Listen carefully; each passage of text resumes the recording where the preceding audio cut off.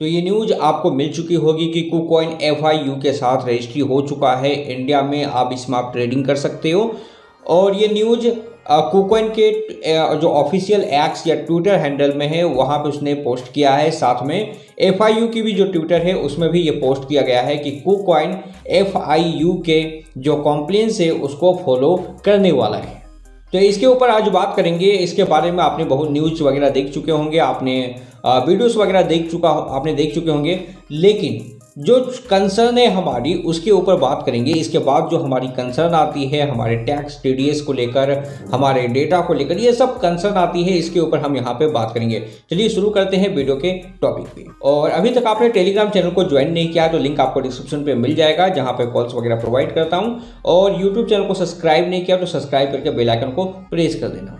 तो KuCoin यहाँ पे FIU के ये जो कॉम्प्लियंस है इसको फॉलो तो कर रहा है, लेकिन क्वेश्चन आती है कि क्या हमारे डेटा यहाँ पर शेयर किए जाएंगे, क्योंकि बहुत सारे लोगों ने KuCoin में काफ़ी बड़े ट्रांजैक्शन किए हैं। साथ में ये क्वेश्चन भी आता है कि आने वाले टाइम में बाइनेंस भी इस रूल्स को फॉलो करेगा और आएगा ही, जाहिर सी बात है। कुछ टाइम का यहाँ पर मैटर ऑफ टाइम, कितना टाइम लगेगा, बट बहुत जल्द बाइनेंस भी FIU को यहाँ पे फॉलो करेगा।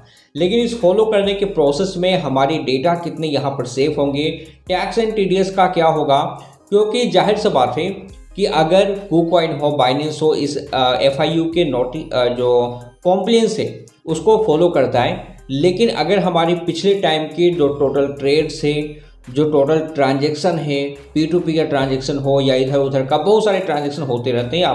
अगर आपने एयर ड्रॉप किया है, अगर आपने ट्रेडिंग की है, या फिर किसी तरह से किसी तरह का आपने पेमेंट लिया है, तो ये सारे क्वेश्चन आते हैं कि इन सब का क्या होगा, इन सब में टैक्स एंड TDS का क्या होगा। अगर KuCoin हो, बाइनेंस हो, अपने इस डेटा को शेयर करेंगे तो क्या हमें यहाँ पर और भी टैक्स पे करना पड़ेगा, TDS पे करना पड़ेगा। तो पहली चीज़ तो मैं आपको बता दूं कि अगर ये ऐप्स, ये जितने भी एक्सचेंज हैं, चाहे वो बाइनेंस हो, KuCoin हो, जितने भी एक्सचेंज हैं, FIU के जो कॉम्प्लेंस है उसको फॉलो तो कर रहे हैं, लेकिन अगर ये हमारा डाटा को शेयर करते हैं, चाहे मेरा हो, आपका, किसी का भी हो, तो पिछले 3-4 साल से आप देखोगे तो इस समय बहुत बड़े ट्रांजैक्शन हो चुके होंगे। मैं भी किसी का 1 CR भी पार हो चुका हो और बहुत बड़े ट्रांजैक्शन हो चुके होंगे।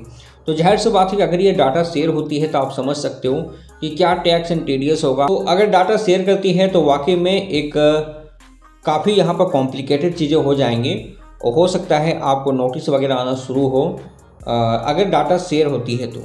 लेकिन मेरा मानना है कि यहाँ पर जो आपके डाटा है वो शेयर नहीं होंगे, चाहे वो बाइनेंस हो, KuCoin हो। यहाँ पर एक अलग से एक एप्लीकेशन लाया जाएगा, क्योंकि काफ़ी सारे लोगों के कंसर्न थे कि हमारे जो ट्रेडिंग किए हैं, जो हमने पेमेंट लिया है, उसका क्या होगा, उसमें किस तरह से हम टैक्स पे करेंगे। देखो, टैक्स पे करना कोई गलत नहीं है, टैक्स तो पे करनी चाहिए अगर आपने प्रॉफिट बनाया है।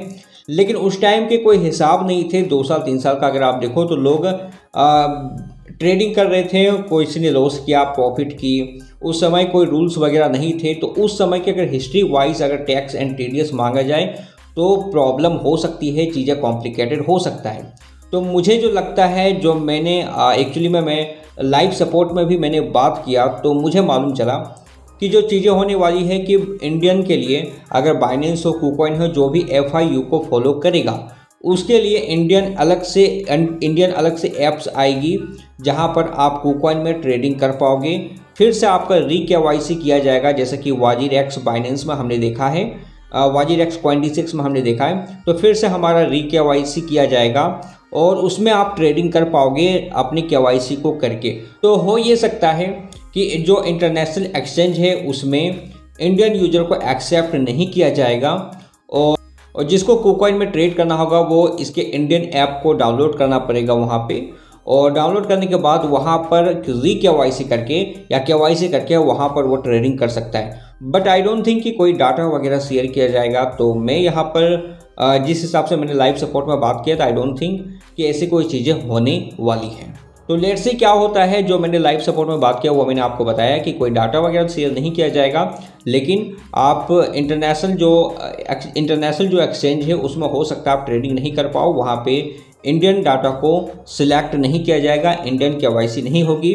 और इंडिया के लिए जो ऐप आएगा जो कि FIU को फॉलो करेगा, वहाँ पे आपको फिर से KYC करना पड़ेगा, उसके बाद आप ट्रेडिंग कर सकते हो।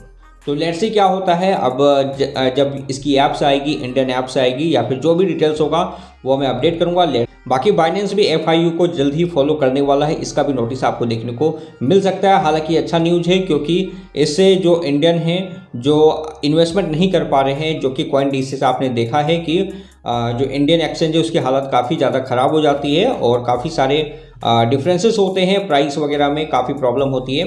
तो ऐसे में उन लोगों के लिए अच्छा है जो इंडियन एक्सचेंज से शुरुआत करना चाहते हैं, उनके लिए बहुत बेटर है।